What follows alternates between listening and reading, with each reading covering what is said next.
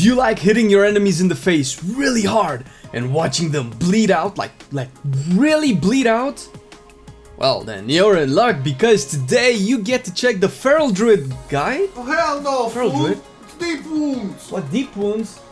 Oh, it's just arms. Arms received some buffs in 8.2, but is it good enough to play?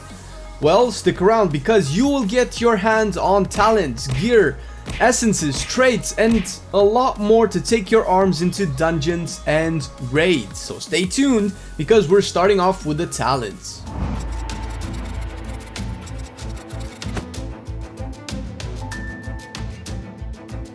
You'll get a main build for Arms Warrior, similar to what we had in 8.2 that currently top warriors use in both raids and dungeons. There are one or two variations which we will discuss, but keep in mind the meta is still fresh, and once everyone has their neck levels high enough to use more minor traits, things will change. On the first row though, for both raids and dungeons, you'll take Skull Splitter. Arms' main issue is rage downtime. You generate rage in big chunks with each weapon swing, and very little else, which is why haste is the best stat for arms. You'll find yourself in certain damage windows where you have to wait for your melee swing to have enough rage to cast something, and Skull Splitter helps with that. We got a comment from one of you about Skull Splitter's damage, so I just want to make this clear. It's all about the rage generation, forget the damage. If rage ever stops being an issue, we can look at options like sudden death.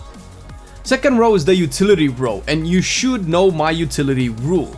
If you can take advantage of it, use whatever you like. As a rule of thumb, I recommend double time for raiding to help you with mobility and boss uptime. You'll have to dodge shit, be pushed back by shit, so getting on top of the boss is essential. Alternatively, for dungeons, I super recommend Storm Bolt. The extra utility is amazing, specifically to interrupt dangerous trash like in Motherlode that have uninterruptible casts. I went with double time in several Motherlode runs and I regretted it every time. Third row is one we need to discuss a bit. Let's start with the raid option, which is Fervor of Battle. And I know what you're going to say. Fervor of Battle is AoE, duh! But hear me out! This row takes into consideration the major essence you'll have, and we will go over in details later on. Memory of Lucid Dreams is the best performing essence on raiding, and Fervor of Battle simply replaces Slam and consumes more rage since Whirlwind costs 30 as opposed to 20. When you pop Memory of Lucid Dreams, you'll have more range than you can spend if you use Slam. I still recommend Fervor of Battle for dungeons as well, since it's a very good AoE talent. However, there are variations to the build where you can take Massacre, and although the talent performs good, I still recommend you take Fervor and maybe play with Massacre in the meantime. Fourth row is the utility row, once again, with a bit more focus on defensives. Every option here is viable. I personally would recommend you take Second Wind if you are confident you can dodge the bad shit on the ground. Arms has legendary crap sustain, and realistically this is the only way you can sustain through fights. It takes 5 seconds of not taking any damage to proc, but once it procs, the healing is very good. Again, all options are viable. Fifth row, Warbreaker hands down. The entire row is an AoE row, and unfortunately all other options are terrible in comparison. Warbreaker applies Colossus Smash on all targets around you in an 8-yard radius. I've seen collateral damage being used in certain cleave boss fights, but it's a bit too niche and still used only by a few. It's simming just a bit above Warbreaker, but again, it's not good and reliable in all scenarios. Sixth row, you get in for the kill. The bonus haste coupled with Bloodlust at the start of the fight, or the double haste gain on execute phases, mashes really well with Memory of Lucid Dreams, giving you insane rage dump windows which will matter once we get the Azerite traits. For the sake of mentioning, Avatar has some niche uses in Mythic Plus.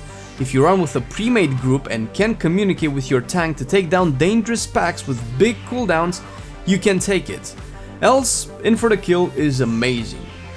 Last row, there's only one contender, and that is Anger Management. This is generally the best talent for all warrior specs, and that is doubly true for arms. You need the cooldown reduction on Colossus Smash and Blade Storm, since Blade Storm is an actual good cooldown to use on single target and AoE.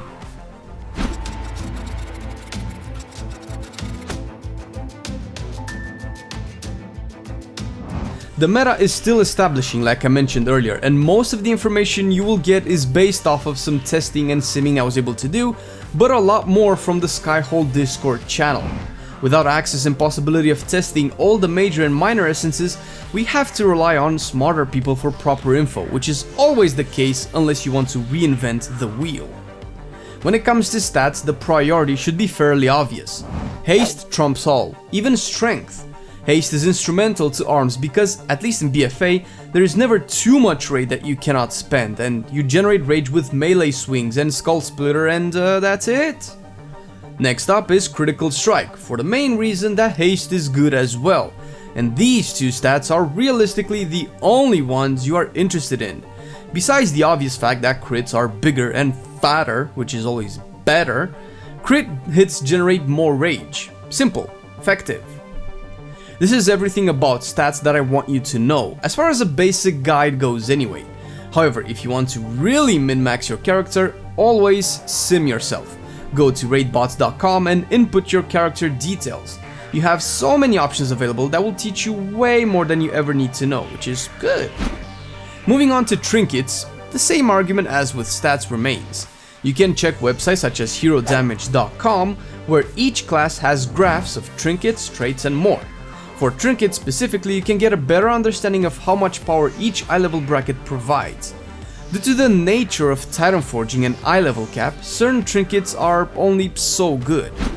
You can either respect the stat priority and get crit and haste trinkets, or aim for some to be considered best in slots, such as Ashvane's Razor Coral. Pair this up with DPS windows provided by cooldowns and essences, and you have another burst window which ARMS excels at. This one drops from Lady Ashvane. Lady? Another option I recommend that might be simpler to obtain is Rizan's Gleaming Eye. This drops from Rizan in Atal Dazar and has a nice haste proc. Not much to say here. It's been one of the best arms trinkets since the beginning of the expansion. Lastly, if you are doing Mechagon stuff, get the Punch Card trinket with the Cyclotronic Blast red punch card that does so well for so many people, paired with the best crit haste yellow punch card you can fit in. To get the red one, you have to be revered with Rustbolt, while yellow drops from most Mechagon content as well as the actual dungeon. Azerite traits haven't changed much since last season. Sure, we have new traits and some work nicely, but no special standouts. For raiding, definitely take Test of Might 3 times. This trait, combined with the Memory of Lucid Dreams essence, gives you ridiculous strength levels. The rest of the slots can be filled by stuff like Crushing Assault, Meticulous Scheming, and generally stat-giving traits. For dungeons, you should still take Test of Might. However, Lord of War and Gathering Storm are very good options to stack that provide you with massive AoE burst for those dangerous packs.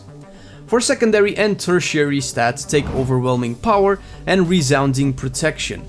One gives you haste buffs, while the shield counteracts one of your biggest weaknesses, which is Sustain. In terms of essences, there are a few that are used as a major, but I will mention one with priority since it seems to be the most popular and makes the spec more enjoyable to play, and that is Memory of Lucid Dreams.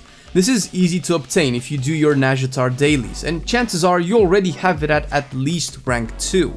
The rage problems this solves are unprecedented, and it makes you get massive, and I mean massive, Test of Might buffs that can scale into ridiculous Blade Storm or Execute windows.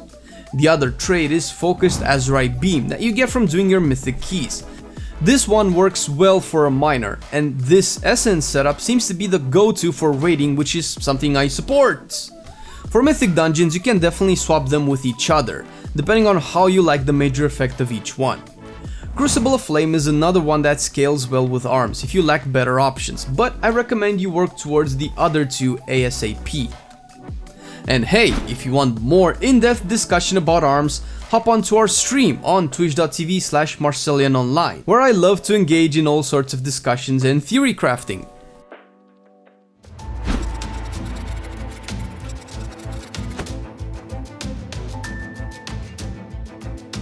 When it comes to the rotation, I will assume you have the Test of Might and Memory of Lucid Dreams equipped, since otherwise we would have to talk about 3 to 4 different rotations. Why is this important though? Well, Test of Might gives you a strength buff that scales with the amount of rage consumed during the Colossus Smash window, so you want to maximize the rage spent. Memory of Lucid Dreams activates to give you double the rage generation, not to mention the minor effect of rage refund, which is admittedly RNG, but adds up. This works to give you more rage to spend and create bigger Test of Might buffs, which you will most likely use on Blade Storms. Once you understand these two concepts and how good Test of Might is, the rest of the rotation will make more sense. So let's check the opener. As with any opener, you pre-pot before and also pop Memory of Lucid Dreams just before you charge. After charge, use Warbreaker and any racial that gives you a damage boost, which you can bake into a macro. Mortal Strike on cooldown. Fill in with Whirlwinds to consume rage before Mortal Striking again. Use Skull Splitter once you start dipping below 60 rage. As soon as the Colossus Smash window ends, pop Blade Storm. At this point you should be low on rage, if you did your best to spend it properly for that Test of Might buff. After this, you go into your general rotation priority. Skull Splitter is the most important ability to use once you are below 60 rage. Use Warbreaker on cooldown. Overpower only with Tactician procs, since we aren't running any Overpower Azerite traits or talents. Mortal Strike on cooldown. Blade Storm only with Test of Might. Fill in with Whirlwind, since we have the Fervor of Battle talent. The Execute phase is pretty much the same, except Execute replaces Mortal Strike. Plus, if you are running the Crushing Assault talent, you use Slam and not Whirlwind, since the Rage has a priority to be spent on Executes. Arms is one of the cleave kings of DPS because of Sweeping Strikes, and actually excels at AoE fights. You want to use Sweeping Strikes above all else, followed by Warbreaker, both in terms of priority and consecutively pressed. Fill in the Colossus Smash window with Mortal Strikes and Whirlwinds like before, and finish with a Blade Storm during Test of Might. Ideally you want to use Sweeping Strikes once you have Trinket procs and other buff procs, but don't delay it too much. Arms is in a precarious position at the moment, I'm not going to lie.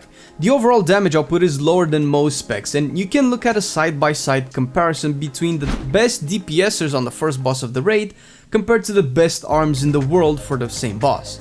This kind of difference will only matter for mythic raiding guilds. The performance arms can dish out is more than enough for heroic raiding and 10 to 15 mythic plus keys. I will say though that with Memory of Lucid Dreams, arms is the funnest it's been this expansion so far. Even if the numbers are lower, I wouldn't regret playing arms in my heroic guild.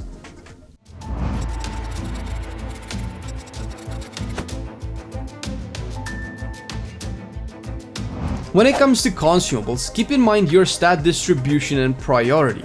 You can use either haste or crit based on your character. As a default, go with a Cord of Haste for rings and Quick Sand Spinel gem for sockets. You can also opt for a Leviathan's Eye of Strength, since 120 strength will still be better than 50 haste. The weapon needs Gale Force Striking. The proc has less uptime than quick navigation, but the attack speed is undisputedly the strongest aspect of this, since, again, more frickin' rage. Get your drink on with Greater Flask of the Undertow and Superior Battle Potion of Strength. Potion of Unbridled Fury is by far the best one for pure single target though. Your diet will consist of feasts or baked potato for that juicy haste. And if you find yourself with too much haste, lol, swap the above with their crit equivalent.